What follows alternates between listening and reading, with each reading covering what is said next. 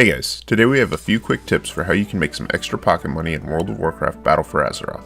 Using these tips, you can generate 3,000 to 5,000 gold a day without really doing any specific farming or focusing on earning it. It's almost entirely extra gold on top of whatever else you might be doing that day, and adds up to enough to cover a WoW token by the end of the month. First of all, pick up at least one gathering profession to gather items as you play. Herbalism or enchanting are ideal, although skinning and mining work too. This will give you an option to farm if you want some gold in a hurry. More importantly, it will give you passive income from the other activities you're doing by letting you gather extra materials.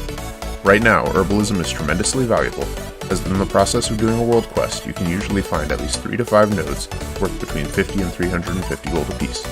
Mining gives a similar amount of gold per node, but you tend to see fewer of them, and skinning just isn't very profitable right now due to the scrapper, although it's still better than nothing.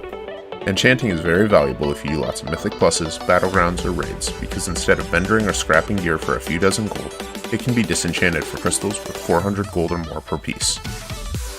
Second, take advantage of idle time. Running circles around Borealis or the Great Seal is a great time.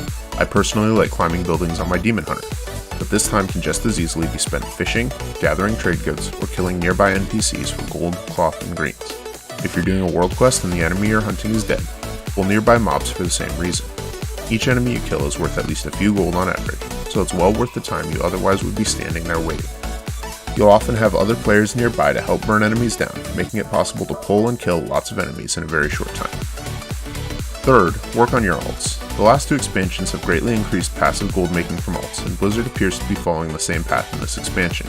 In patch 8.1.5, they added the ability to send war resources to alts, making running multiple mission tables possible while only playing on your main, as well as enhancing the mobile app to let you run your table from your phone once again.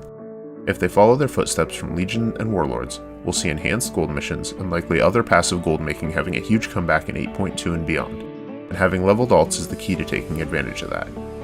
It also means you can have multiple options for playing different roles and classes, different professions to make gear or items for the Warfront turn-ins, and you might find another class you like as well as your main. Fourth, diversify your interests. WoW is a huge game that's been in development for over 15 years.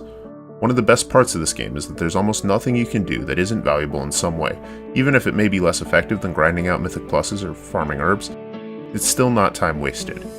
Running old raids to collect mounts, pets, and toys will generate a fair bit of gold from vendoring the greys and greens you find, and a few of them are worth a ton of money as transmog. The battle pet system is practically a mini JRPG located entirely within WoW, and plenty of people have made millions of gold trading pets. Getting good at pet battles will let you earn pet charms that can be traded for pets that you can sell for thousands of gold to people who want to collect them without doing any of the work, all for relatively little time investment on your part. Try running at least one raid and one mythic plus each week. This will give you all the gear you need, and any extra gear you get can be sold for some extra gold. Running a couple battlegrounds each week will get you your marks of honor you can use for your weekly seals, essentially saving you 5,000 to 7,000 gold you might otherwise spend.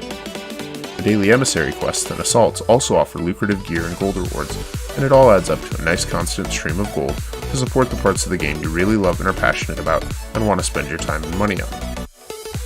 Finally, auction everything that's not a grave vendor item. Using an add-on like TSM or Auctionator will make this quick and simple. Once they are set up, simply drop by the auction house before you log out to unload anything you have picked up that day, and you'll log into a nice pile of gold waiting in your mailbox the next morning. I recommend undercutting by 1 copper. Most people will buy the cheapest item when they are looking for something, and don't care if it's 1 copper cheaper or 1,000 gold cheaper, so by minimizing your undercut, you maximize your profit. In Auctionator, this can be set in the auction panel by going into Options, then Undercutting.